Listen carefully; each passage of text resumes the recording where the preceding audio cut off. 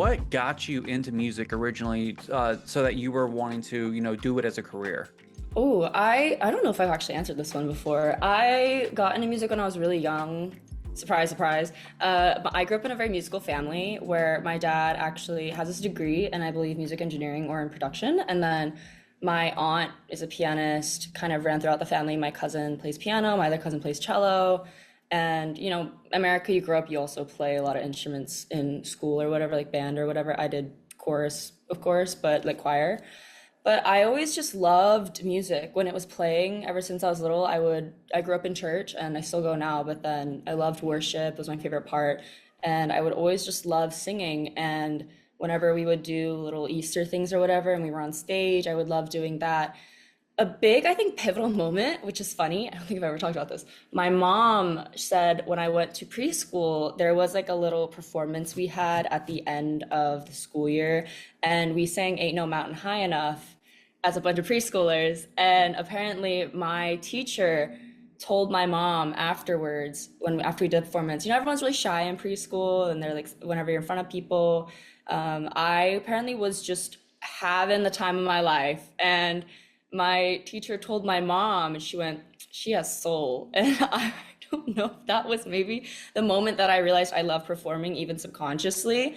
But I do think since then, I don't remember a moment in my life that I didn't want to do music. Even when I went to school younger growing up, they go like career day, you dress up as what you want to be. I went as a singer. And I started taking it seriously actually really early on. So I think it's the end of elementary school. I was like, I want to do this for real. Great idea. You should always listen to what your 11-year-old self says, guys. But I went on and I did a lot of other things. Like I moved to LA for a summer with my family and with my mom, like my parents, they were supporting me and really grateful for that always. And I did little auditions here and there. And at the time, I wasn't exactly what they were looking for a lot of the parts. But as time passed, Korea and Asia, a lot of those influences and cultures became embraced within America and they became more interested in the cultures and things like that. So that gave me a lot of leeway, but I always just wanted to do music. I wanted to sing, I wanted to perform. I wrote songs ever since I was really young. And I don't think there was ever another thing that I wanted to do. I had a life plan, which did not go any way that it should have, but I'm very happy with the way it happened.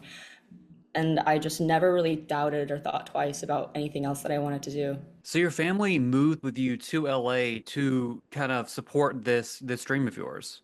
So I finished elementary school Mhm. and I said that I wanted to kind of try out and do auditions and things. And my sister, I have an older sister and then my dad, so they stayed back and then my mom and I went to LA for the summer. I did come back, but I was basically online schooled for basically the entirety of my life moving forward from elementary school. So I did it before it was required. Mhm. And then when I was in my teens, when I was 14, 15, I did a show called Kpop Star, which is kind of where my career in Korea started. I was online school just pretty much straight through from there. So I didn't really go to school. So I don't really know about all of the things that go on there. I think I'm catching up now in college, but my family supported me in that. And then they were always taking me to auditions or driving me or doing all these other things. Like whenever I would fly out, since I was so young, I really am grateful for this, where they would come out with me because I understand sending your child out at the ripe age of 14 to a country that you have not been to in like 20 years seems a bit scary. So I was very grateful for that. When you were going to Korea, was that dream to, I want to be in a K-pop group? Was it, I want to go and be a soloist? What was in your head at that time? Absolutely nothing. I did not really know K-pop that well, nor did I really like it, to be honest. Unpopular opinion. I grew up in the era of Wonder Girls, 21, of like all of the like Big Bang, like that era of K-pop, which I still love to this day. But at the time, as I was growing up, my older sister would play it. I didn't really know what was going on, but I would learn the dances with her and stuff because she wanted to. So I remember one of the first K-pop dances I ever learned was Diva by After School. And somewhere on the internet, there's a video of the choreo with two girls, a long hair and a short hair girl. I was a short hair girl. So that was kind of my intro to K-pop. And I just never thought to myself that I didn't really understand K-pop, nor did I really think to myself, like, I want to do this. Because I grew up, watching Disney and Nickelodeon, and that was kind of what I wanted to do, because I think everyone wants to do that at some point when you're a kid and you're growing up watching that. I went to Korea because I was casted for K-pop star, but I didn't really know what if a K-pop star was. I just thought I was going to go sing. That's all I wanted to do. I wanted to sing and perform. And I was until I got to my first company after I was cast after K-pop star, that's when I found out what an idol was. I didn't know what an idol meant. I didn't know what the word meant. I didn't know about music shows. I didn't know about, I knew there were groups and stuff. I just didn't understand the whole premise of it. I didn't understand there was like a visual dancer or anything. I just thought like they all did it. And I realized there was such a structure to it that I was super not familiar with. And I did not know anything about K-pop and I got thrown into it pretty quickly. So that was kind of how my introduction went. Once you're in the industry, you're part of a group. How did your perspective on K-pop change? I think considering I didn't really have a perspective going into it in the beginning, it was very interesting. Where I honestly think that whenever I first viewed K-pop when I was young, I found it very, for lack of better words, like manufactured, which not to say that I feel like that's not really a great word to use for it, but in all honesty, it is. Everything is made and packaged perfectly and beautifully and sent out. It at the time when I was young, it felt kind of artificial. Not to say that it's super artificial, and nor not to say that the American industry isn't in any way, shape, or form. But I think it's just such a unfamiliar concept to me that whenever I got into it, I just realized it was in America, they'll have like artists and singers, and a lot of them that'll overlap with the songwriting and things. In Korea, you are a performer first and foremost, not even just a singer, not even a dancer. You are a performer where you have to have all of the aspects with it, which is what I realize is a very big, stark difference between being a singer and between being an artist and between being a performer. Where in Korea, you're basically strictly a performer, even though in your profile on like Naver, which is the Korean Google, they'll put you as a singer. And I think my perspective just switched completely after I got into it when I realized just what I was getting into. Because I loved singing and I loved dancing, but I never really did it in that way. And I loved it, but I just started doing it and I realized, oh, this is the whole thing. I'm not just gonna be able to stand on a stage and sing and do the stuff that I thought I would have done originally. This is a whole thing, like hair, makeup, down to every single thing that you wear. You are a brand essentially. And I learned this very quickly at a very young age where there's people that are likable, there's people that have different concepts, they're more charismatic, they're more cute, they're all these things. They put you in kind of a box, for lack of better words, but not in a bad way, where you need to be recognizable to people. And the easiest way to do that is to be unique or different, that or fit into the categories they've already set, which I realized, oh, I'm the token foreign member, like the English speaking one specifically, especially whenever I debuted, which was, I believe it's fifth gen. We in K-pop, there had been such a big growth to being worldwide. So having an English speaking member, and we had three, to where that gives you so much edge and the ability to communicate with fans, which was a really great thing for us. So I quickly realized, like, okay, they stamp it underneath it, like, okay, main vocalist, lead dancer, English speaker, maknae, like the youngest, all of those things, just so you have it. And it's all organization, and then you have your image. Like for me, I just always had bright, loud hair, which is probably why I'm balding right now, but it's not like a bad thing. It's fun, and everyone has their thing. Like you introduce yourself for whatever you are, and not saying that that's fake, because I do know some people who sometimes that character is forced upon them. But for me, I think mine was pretty genuine considering I had been in the industry before I debuted, to where people already knew who I was. So at that point, the whole thought process of it, since I didn't know what an idol was prior, I didn't have any expectations. And then when I got into it, it was just very much so, there was no learning curve. I was just learning, point blank, period. So I learned the role very quickly. And at that point, I didn't see any other role. But that was the closest thing at that point that I had to being the singer that I'd originally envisioned myself as.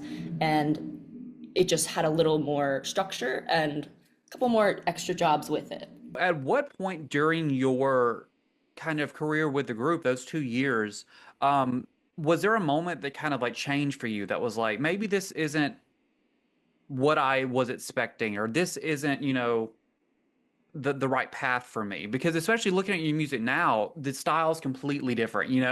So was there a moment during your group activities that you were just kind of like, maybe this isn't my path?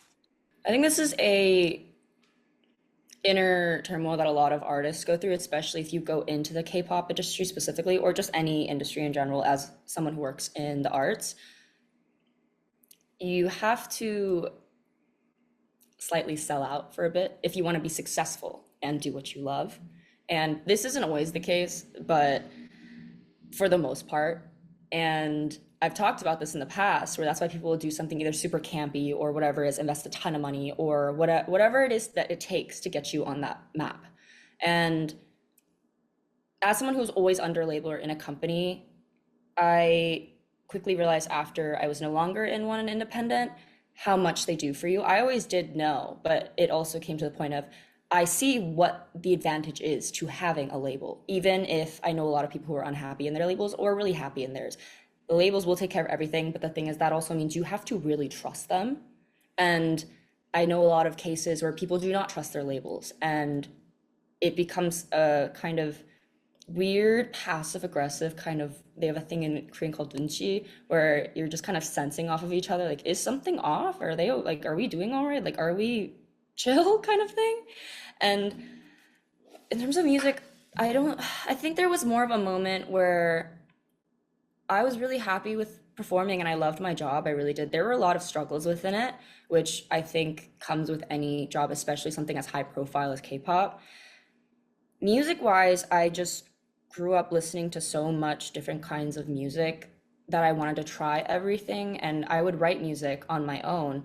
And I had a few other members too who wrote music. And obviously K-pop is its own genre, but within K-pop, what it is that so many genres are blended together, especially nowadays, where they have so many different writers from different places, and it's bringing in so many different new aspects into K-pop that I think K-pop used to have a very specific sound. If you know in 2016, like that era, especially if you go back to like Tiara, like that kind of age, and now the lines really blur where sometimes I can't even tell if something's K-pop or if it's not, if I'm just listening to it strictly.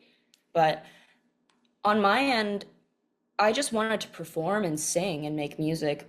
I wanted to songwrite and sing my music too, yeah, granted, but I didn't mind doing this first because I was really happy with the people I was surrounded with too, and I felt that I was really blessed to have had the opportunities that I had because I do feel that I kind of got into it in a very organic way and nothing was too crazy at that point for me because I've heard a lot of not particularly horror stories, but some pretty out there ones. In my career, there were moments where I realized that we have no control over the music that we get to choose, which is really hard, especially if you're someone who works in the arts or writes music, because you do want to be perceived and portrayed in a certain way when it comes to your music and you're singing in your style, especially if you sing, because when you're singing that song, it can either suit you or not. And you have to sing it live while dancing. And that can really become difficult if it's a song that's not in your genre or if it's not in your key. And that isn't something that sometimes you don't have control over as an artist because, like I said earlier, it's all given to you. It's all, for lack of better words, like manufactured. They have everything set for you, which is what the label does, which is helps a lot and takes away from the artist burden, but they just kind of give it to you at that point. You go, all right, and then you go to the hair salon and dye your hair pink.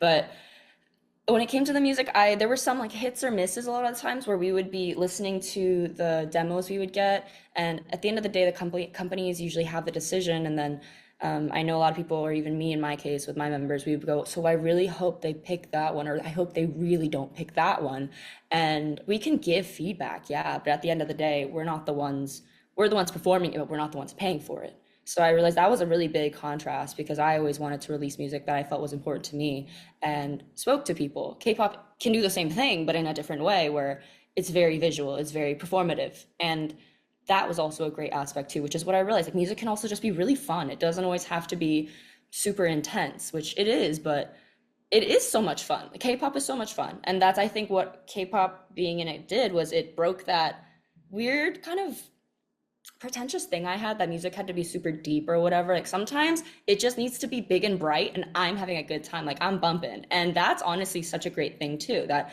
music can bring that to people, that kind of joy. And it gave me a both hand of it where it changed my perspective in a way where I was going, oh, music can just be super fun and bright and I can just really enjoy it in that way. It doesn't always have to have a deeper meaning. And that's the same thing I think as a good example is like Gnarly by Cat's Eye right now. There's a big divide between it. I think it's really fun. I just think it's super fun. People can say what they want and pick it apart about whatever. It's like stupid, it's things like that. To me, I love it. So I'm just kind of going, I don't mind if people don't like it, but I just don't think you have to have there's no barrier wall to what makes good and bad music. And K-pop made me realize there's no good or bad music, to be honest, sometimes.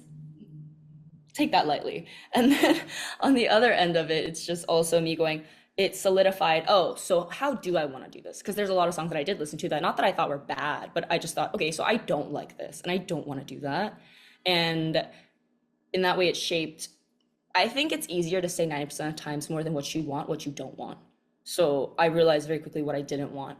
And I'm trying to, even now, trying to narrow the scope of the artist that I want to be and the music that I want to release and how I want to go about it. Yeah, I mean, that's actually why I got into K-pop because I didn't understand the I didn't understand the language. I was like, this is just a fun music, and I love listening to. Even now, even though I understand some Korean, it's like I don't know if they're saying it could be the saddest song, but I love it. And with Gnarly, it's kind of wild because it's the lyrics that people have an issue with because we understand it more.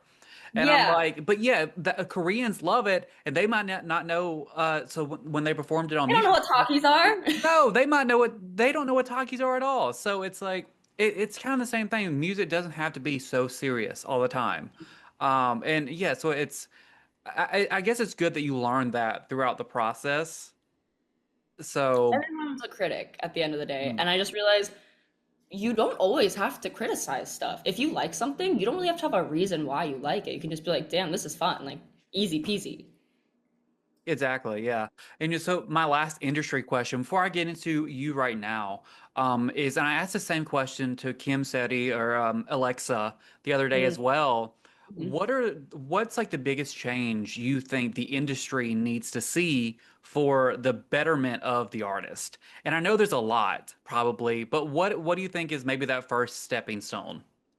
Ooh, let me pull out my thesis from last semester. Okay. I'm a music business major, Mhm. so I actually have a lot of thoughts about this, obviously, because the whole reason of me being a music business major is because of my time in the industry, where I became really interested in a lot of these things that I didn't understand at the time, probably because I was literally 14, and just the way that it goes about, where now I'll look at these shows or whatever it is every now and then I'll see it and I'm like survival shows, whatever it is, people who are debuting and go, they are so young. Like, where are your parents? And then I see their age and I go, I was doing that when I was their age. And at the time when you're that age, I think I just obviously you don't really know whenever you're there. You're not thinking to yourself like, I'm so young, la la la la la. It's just now being almost 25. I'm 24 now. I look back, it's been 10 years since I've been in the industry.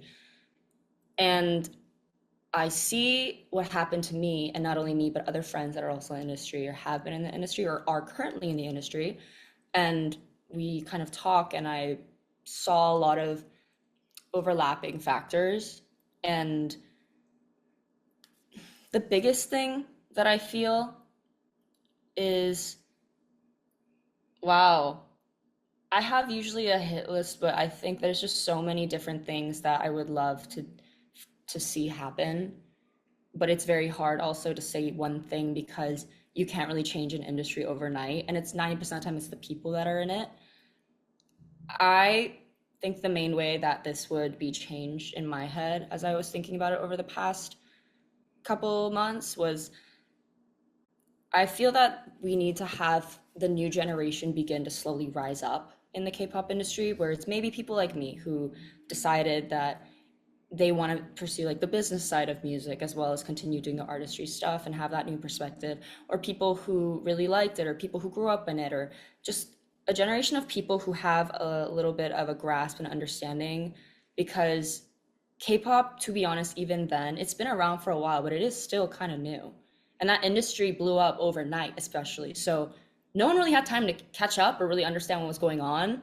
And we're in the age of the internet where everything can just blow up randomly. You can go viral in 24 hours. Having people who I feel understand this more and know what to do about it would be really important. I could say a million things about artists' rights and fair pay and scheduling, and I don't even know if they'd be called labor laws, but just, how long you allow them to work.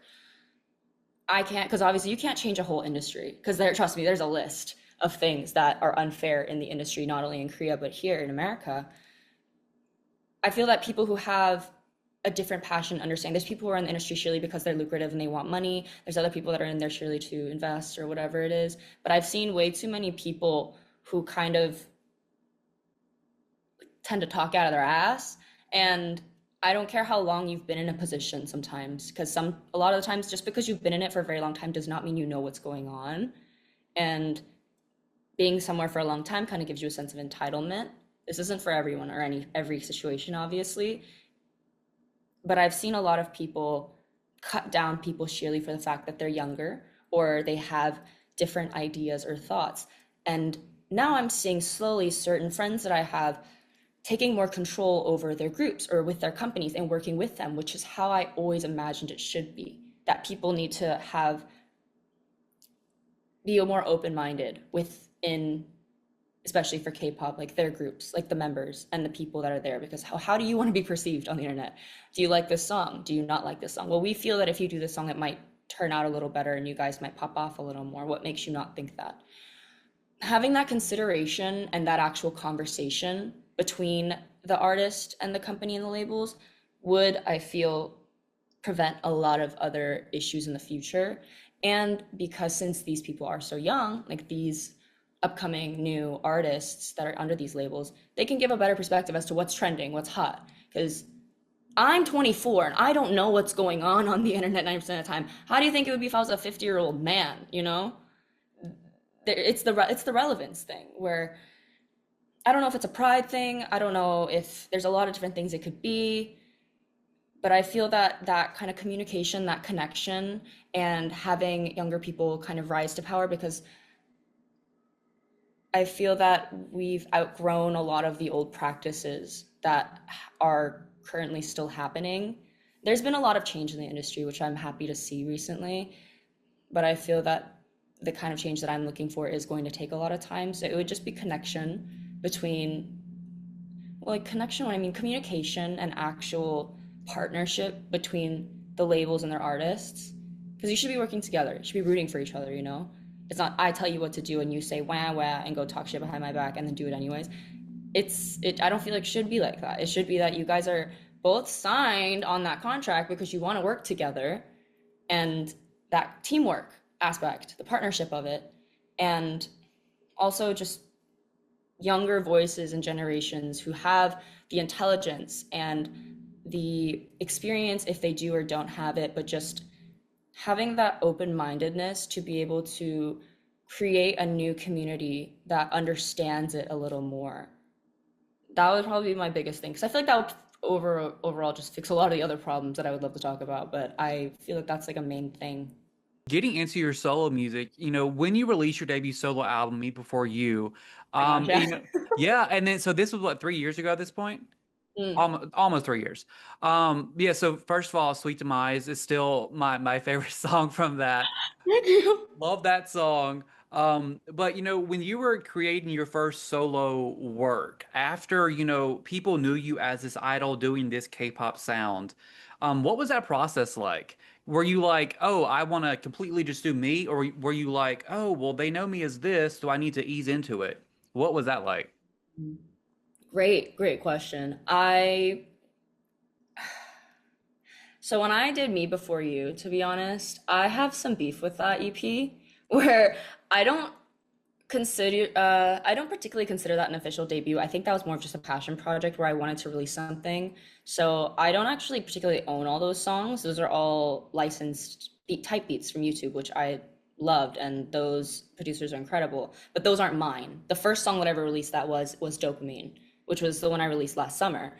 Me Before You was very much a test run on my end, so it was just kind of more of a project that I wanted to release. So much of it was me wanting to understand just what I could do musically with what I had. Because obviously, after my departure from the group, there were a lot of questions and there were a lot of opinions about me on the internet. And it's hard coming from a place of trying to be an artist, specifically, I guess, in my case, when you're always known as Denise from something. And I've always been known as Denise from something, whether it was Denise from Kpop Star, or Denise from this company, Denise from this. It's always been some attachment to my name. Where for the first time being a standalone as just Denise was very scary. And me before you, I kind of played it safe with that one, not gonna lie. The genres are very generic, which isn't a bad thing. And I do like most of the songs that are on that EP. There's some that I do not listen to, but I don't regret. Oh, maybe I'm happy that I released that. I really think that it brought a lot of people's understanding to my voice and the songs that I sing, because a lot of the time, all the stuff that people have heard me sing in the past has all been in Korean or K-pop. On the very rare occasion, I'd sing a pop song. I wanted to show, I guess, the side of me and my singing that a lot of people hadn't seen before, where most people who know me, they hear me singing more R&B or more pop music. And it was also more daunting because this is my lyrics, my melodies. Where if people in the past would criticize like our group or performances or stuff, to be honest, that's not really me. The only thing I'm going on out there and doing it is the performance, and maybe they can critique my singing or my dancing, yeah, or whatever else that they would critique me on. But this is very personal, especially with the writing of it. I wanted to figure out the branding and persona that I wanted, because for so long I had that created for me in a way and taken care of, that I had to go back down to my roots. So that whole EP, to be honest, is very reminiscent of like early Disney Nickelodeon vibes. If you can't tell from like the Me Before You, like all of that, it's just very old, like Demi Lovato, like that kind of vibe, which I love. Some people didn't get it, but it's fine. And they're like, oh, it's corny and it feels outdated. I was like, it's the point. That's supposed to be corny and outdated, but you know, give or take. And because that's where I started. Like that was the kind of music I originally wanted to make when I was young. So I kind of wanted to give a homage to that. And there are some of the other tracks that are a little more modern and a little more different. And I also have like my song for fans, like for Truly's in there too, which I really love. And I feel like portrays and what's the English word? Chandai. It allows them to understand just how I really feel towards them. The journey within the music overall recently has been really difficult, where after Me Before You I released another single, which was Darling, and that one was really fun too. That was a little more R&B, that was a little more my speed that I feel that I write in now, and people really like that one. And I don't know if I'll write another one like that. I'm not really good at writing happy songs. Dopamine's happy too though, actually. Maybe, I don't know. I think that year something was going on for me, but this whole progression so far has been me kind of just testing the waters. I've been doing a whole thing recently with my music business, which is also why I wanted to learn it, because I wanted to understand how to brand and do things for myself and also help other artists, which I'm doing here at my school too, because a lot of them are musicians themselves. I'm doing test run after test run at this point with my music. It was very different whenever I released Me Before You, because the genre, the language, the absolute everything about it was not K-pop, but I do feel that regardless of what I do, anything I do in music, it has a slight K-pop tinge to it, which I don't think is a bad thing. I really do think that's like a very specific, special thing to have. And I used to want to get rid of that for a while. And I wanted to kind of go, okay, I have to be a standalone, like by myself, things. I have to do kind of a Ariana Grande, Victorious to Ariana Grande kind of sweep, which if you look at it, took her a really long time and is really hard. But for me, I was kind of going, I don't think I ever really need to leave that behind. I don't think that's a bad thing, because there were some songs that I was writing with other people in song camps and stuff, which I started doing, that were for K-pop or were for other things. And I feel like this is a great crossover. This could go to either Dua Lipa or for, I don't know, somebody else. It could go to Tonga, you know what I mean? Like you could go either way. And I realized, oh, I can do that too. So Me Before You was kind of the start. And I feel like more than anything, that was probably the most American sounding one I could do, like pop. Very, yeah. Exactly.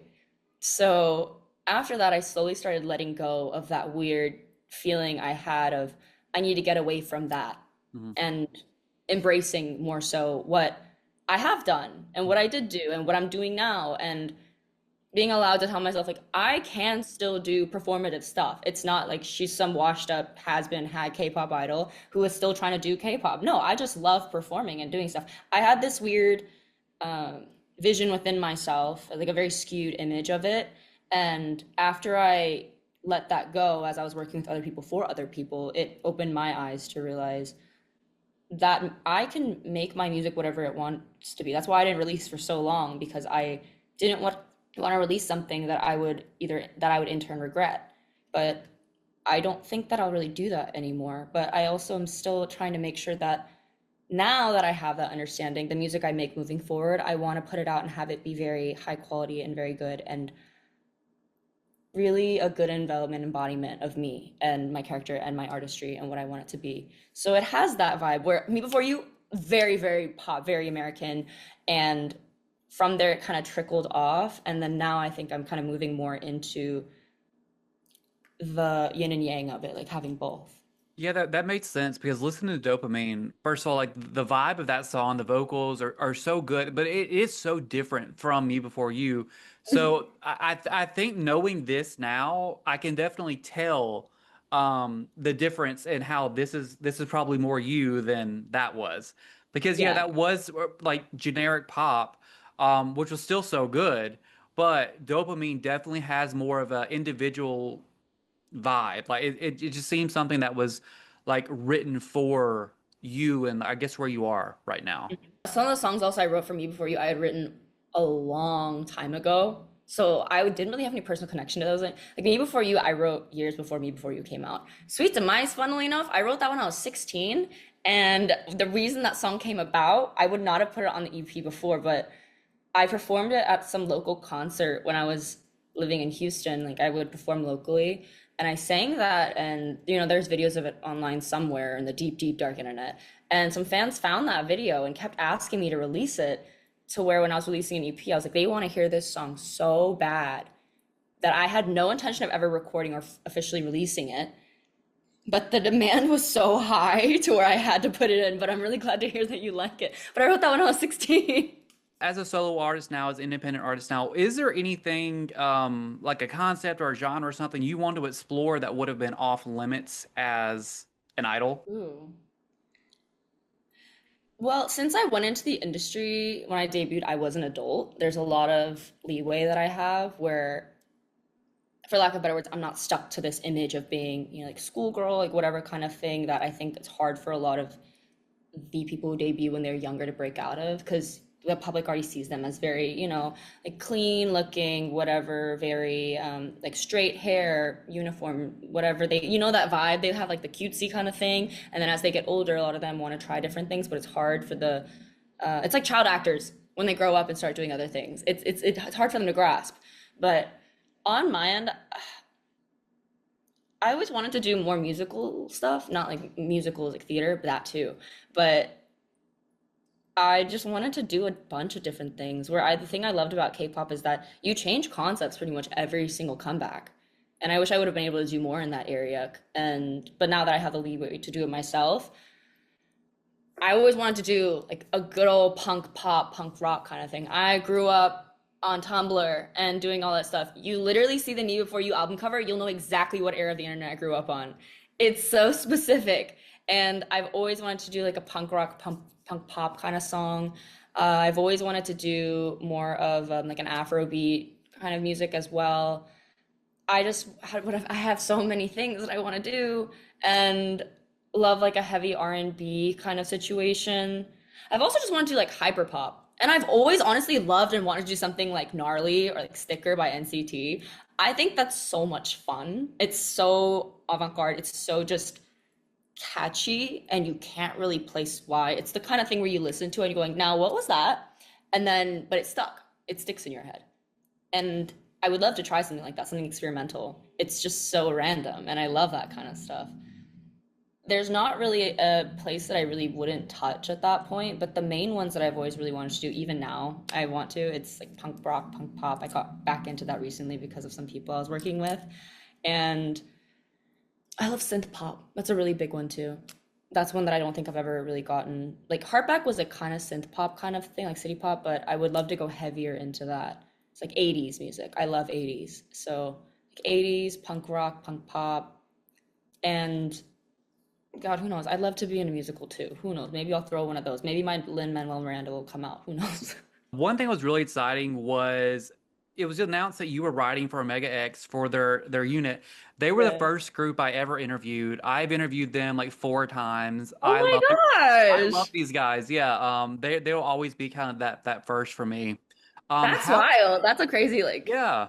Yeah, so when I saw your name, I was like, wait, okay, I'm interviewing her, and then okay, so it was really cool. But how did that opportunity come about? Was this the first artist you've written for exactly, or? So I've been officially songwriting in the K-pop industry. Like, I've been songwriting since I was really young, but officially songwriting since around 2023. Shortly after my departure, I had the opportunity to be in a Warner Chapel song camp in Korea, and that was all due to a friend that I have who really wanted to help me out a lot, and she's incredible to where I'm very grateful to her for so many things. So I got into that song camp, and I just worked with all these incredible writers. And even then, so I was thrown into the deep end once again, the same way I was thrown into the K-pop deep end. This, I didn't know really understand what the word like top lining and all this stuff meant. I just kind of thought it was just songwriting. I didn't realize this was my first session. It's in Warner Chapel with these artists who have won Grammys, who have like 10 million streams, have written for the biggest artists. And what was so nice and fun about it was that you don't really know anything about each other, where it's not loud, well, loud, but you know what I mean? Whenever you go somewhere, it's like their face is on it, so you know who they are. You're like, oh yeah, I know you. For them, it's more so whenever they're talking, you'll go, oh yeah, so that song I did over there. Like, oh my gosh, you wrote that song. That's awesome. You kind of don't really have a gist of it. That's kind of how I got into it. And then after writing those camps and then doing other stuff, I slowly started getting more opportunities from the people that I'd met at those camps. They'd hit me up. They'd be like, hey, we need a top liner for this. Hey, we need lyrics, or hey, whatever. Even after I moved back to America, we would still contact each other, do it online sessions and stuff like that. But I started slowly writing for those are mostly pitches though, so they don't always make it. But then I started writing for a few friends on the side, and I would work on their songs with them. I would kind of start ghostwriting, where I have friends that are in the industry, and then we would write together for their groups or their stuff, and then it would release, and then we would work it out on our end in the back. But then I was just happy to help them out because some of my friends and I just happen to write really well together. So I've always been really happy to see that do well. And I feel like especially with a few of my friends, we bring out the artistry in each other really well. For Omega X, that is my official first songwriting cut that my name is on, which is super exciting. And that came about very recently and very quickly, where a long time ago when I was in the industry, I sound like it's like some ye old in the olden days.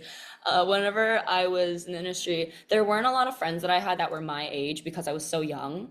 And one of the members is my age, to where I believe we were introduced. And at that point, we like met, we'd hang out every now and then, like we were always busy though. So we would just keep in touch here and there. But we both wrote songs. So sometimes we would write music together. Sometimes we'd do other stuff. We'd send each other our songs for feedback, things like that.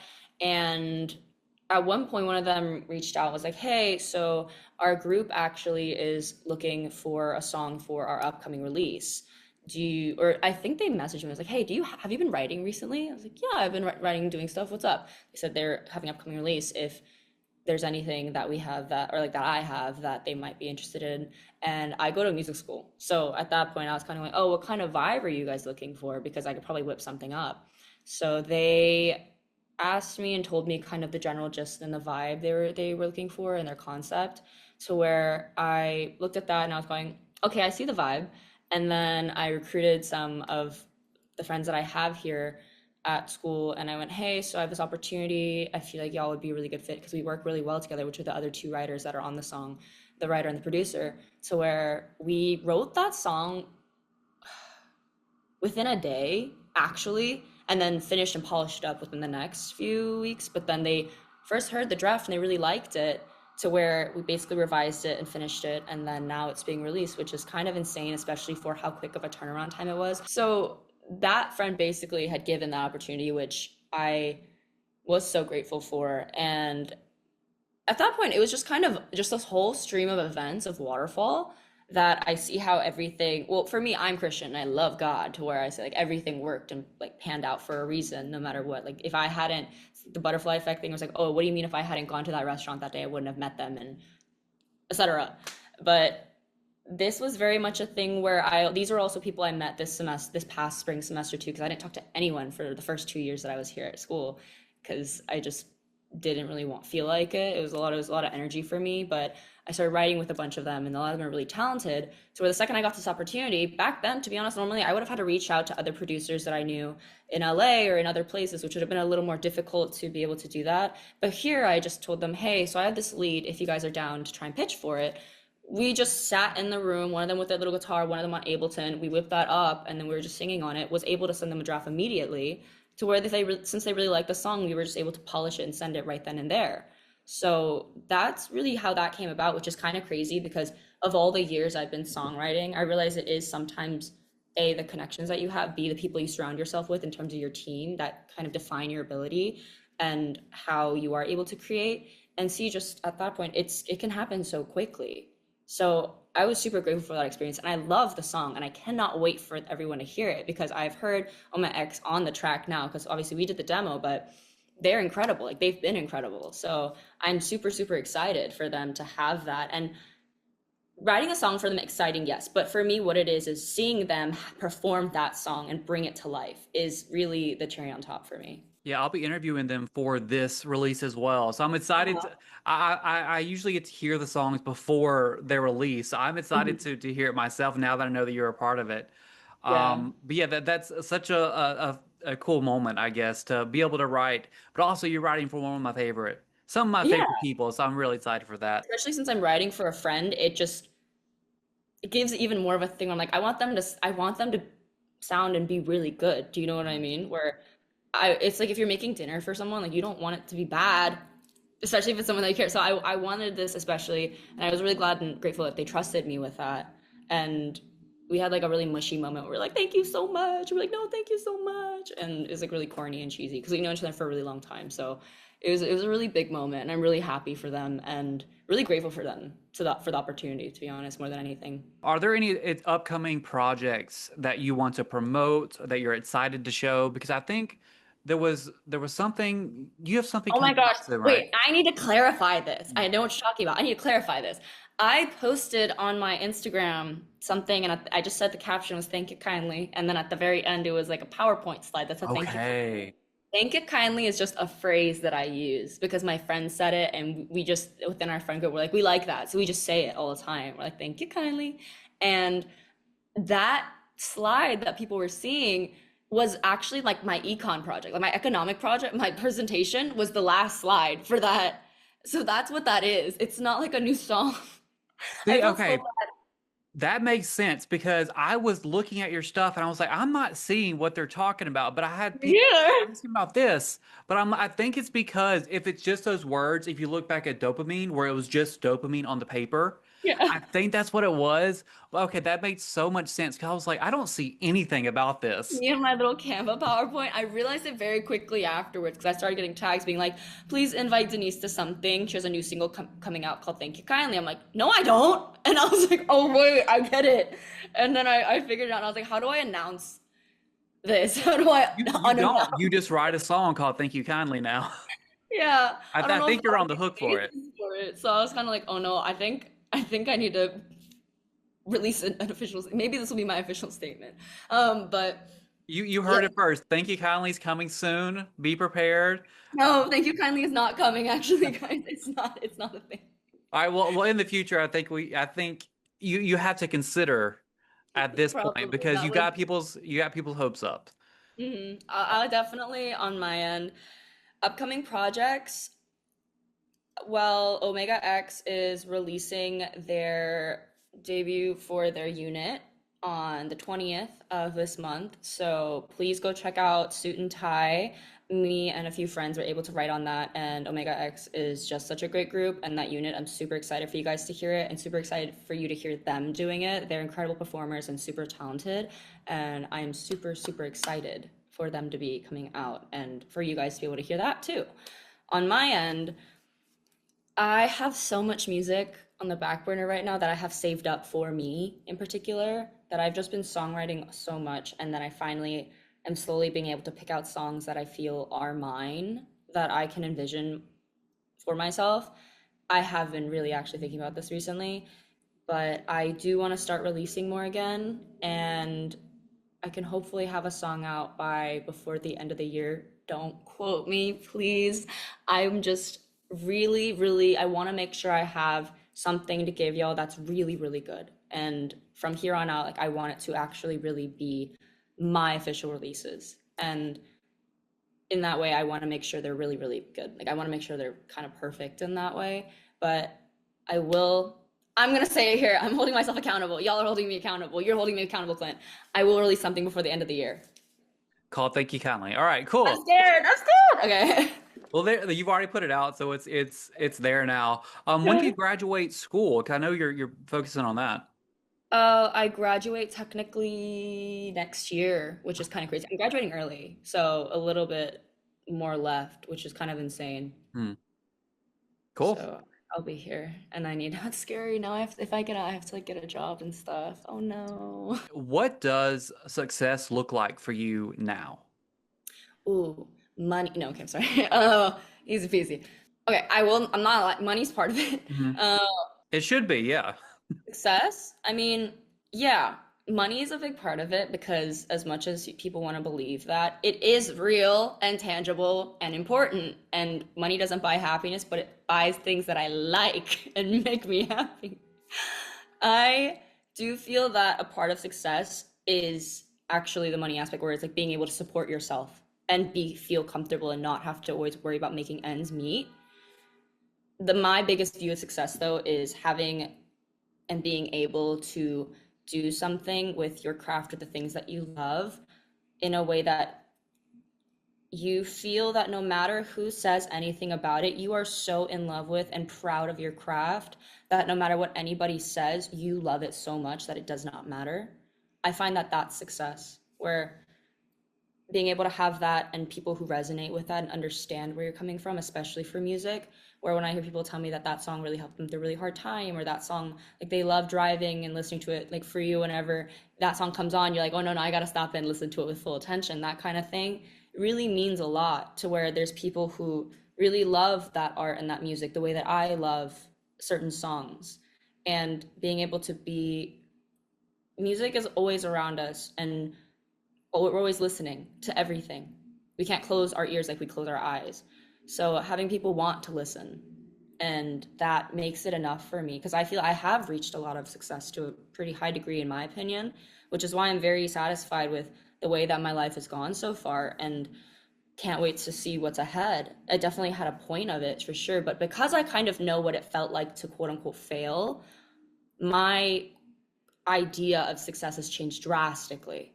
And now I feel that I've reached and sat on a point where the money aspect's still coming and I'm really hoping she comes through soon. But on the other half of it, I that's why I'm waiting to release music because I want to be so proud of it, of that craft that if inevitably when people too do kind of come after it or hate on it, I'm so proud of it and happy with it already that honestly it doesn't really matter what others say. That's really where I stand in that way and being able to continue doing that. I just had one of the busiest weeks of my life doing I was doing school, I was doing a song camp, I was helping people with other songs, and I had a lot of other things going on. And I was so happy. I was exhausted, but I was so happy to where success just means for me that you're really doing what you love and putting it out into the world for other people to love. And that is something that I feel like matters so much to me. And if money comes with that, that is amazing. So the three of those overlapping is a bit harder, especially the money in this one, but even without the money, to be honest, even now, just that is still enough to keep my heart full. The other side is like kind of you can't really always control that, but you know, I'll get a part-time job or something. Yeah, getting paid to do what you love, I mean, that's really all that matters. That's a bit So, of a harder thing, but I would say it's not impossible. yeah, that's the realest answer I've ever gotten from that question. So I'm like, Does no yeah, one say money?